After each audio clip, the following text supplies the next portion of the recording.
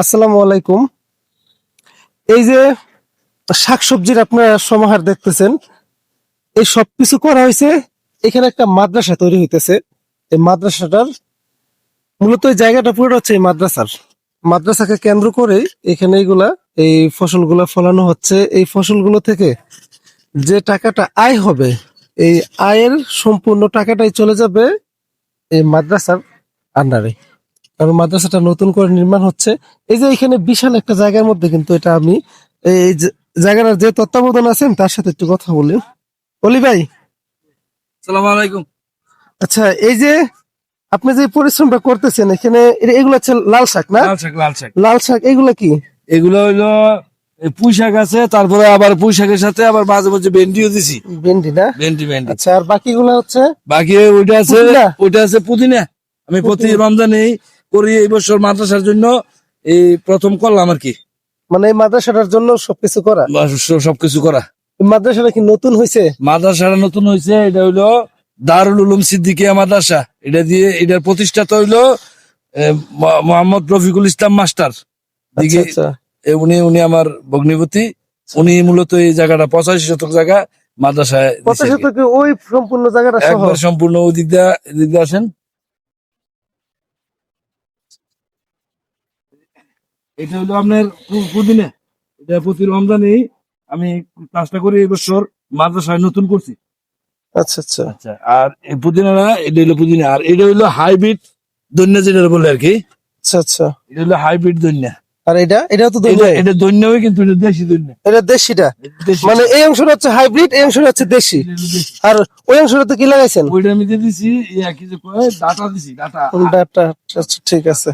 আর বাকি যে অংশগুলো আছে ওই দিক দিয়ে, ওই যে বেড়ার বাইরে, এগুলো তো দিছি, এগুলো তো দিছি কি যেন ভেন্ডি দিছি, কি হাইব্রিড ভেন্ডি। আবার ওইদিকেও প্লট করছি।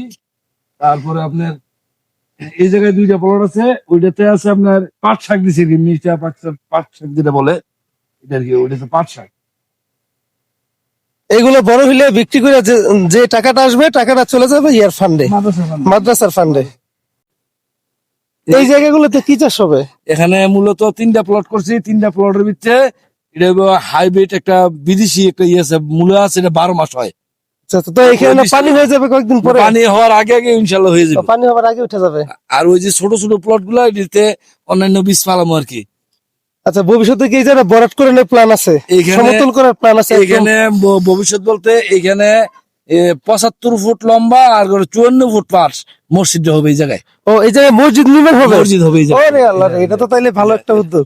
জায়গা একবারে ওই যে বেড়ার থেকে ধরে একবারে এই পর্যন্ত এই জায়গাটা মিলে মসজিদ হবে। এই জায়গায় হবে মসজিদ নির্মাণ, আর আর ওইখানে হচ্ছে মাদ্রাসার পাশাপাশি এই জায়গায় আসলে একটা পুকুর থাকবে। পুকুর থাকবে। এরিয়া তো বিশাল এরিয়াই। জায়গাটা যদি সব ভরাট করা হয় তাহলে কিন্তু অনেক দেখা যাবে। বড়াটের জন্য নতুন মাদ্রাসা তো আমরা চেষ্টা করতেছি। এই জায়গাটা কোন গ্রামের আন্ডারে পড়ছে? এটা বিষ্ণুপুর।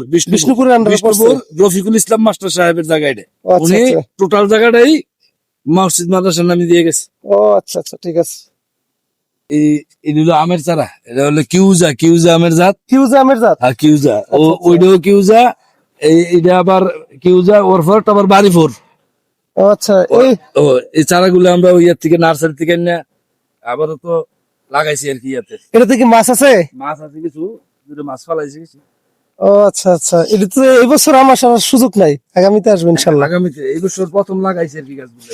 এরিয়াটা কিন্তু বিশাল একটা এরিয়া, আপনি খেয়াল করে দেখেন। বিশাল অনেক বড় এরিয়া। তবে নতুন মাদ্রাসা তো আস্তে আস্তে আমি চেষ্টা করতেছি আর কি। এটা সবার সহযোগিতা থাকলে হবে, সমস্যা নেই।